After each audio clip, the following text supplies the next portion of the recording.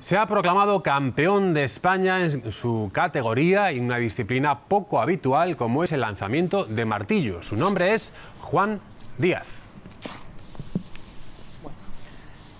Es una de las grandes promesas del atletismo aragonés. Entrena entre Graus y Monzón bajo la atenta mirada de su padre y su hermano.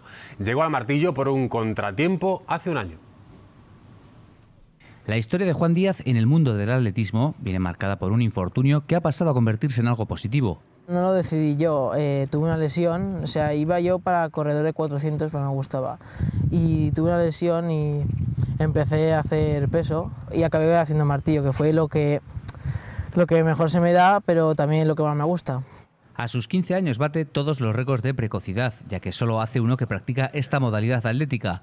El campeón de España cadete lanza el martillo por encima de los 57 metros y confía en superar el récord de Aragón en un par de meses, aunque su ambición apunta a unos Juegos. Es llegar muy alto y ya estar con los mejores del mundo, tener que lanzar ya mucho y ya con casi 3 kilos y pico más, pero yo no lo descarto. Y para mejorar, un modelo a seguir. El actual campeón del mundo, el polaco Fadek. Tiene una constitución muy buena, es rápido y me gusta verle. Me he chupado muchos vídeos suyos ahí girando. O sea, se aprende mucho porque ves, mira, esto no lo hago yo, pues voy a probarlo y uy, mira qué bien. En Graus vive el futuro del lanzamiento de martillo español.